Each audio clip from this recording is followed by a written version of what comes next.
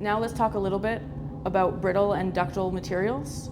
So some materials will deform plastically under compaction force, which we'll demonstrate with this dough as an example here. If you apply a short force, you can see that actually much of the shape has been retained.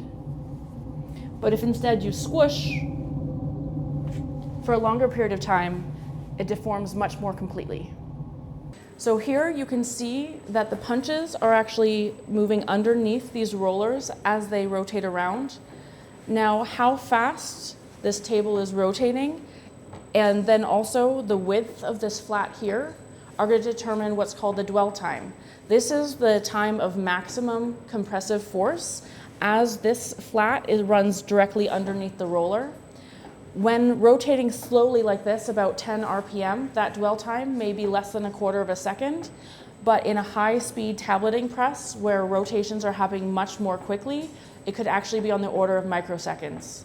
This is particularly important for strain rate sensitive materials. If you recall, our dough with a quick force had much less compression, much less compaction than a slower application of force. So in that case, the faster you would run the tablet press, actually the softer your tablets would be. Instead, if you have a brittle material such as our cup, but first, let me suit up. Suited up for safety, let's see how brittle this cup is.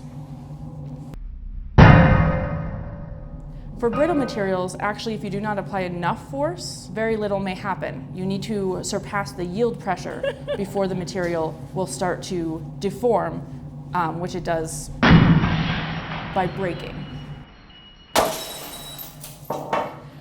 I don't think that cup is going back together anytime soon. Once fractured, it's fractured. So there, you could have a slow tablet press or a fast one, and you're gonna get a very similar tablet hardness if you have the same punch distance and compaction force applied.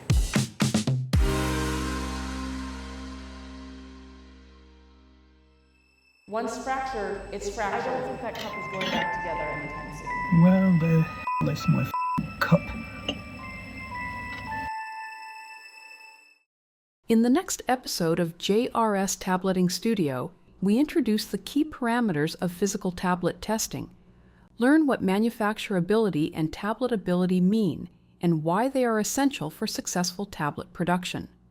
We also compare different filler binders and show how their properties influence compression behavior.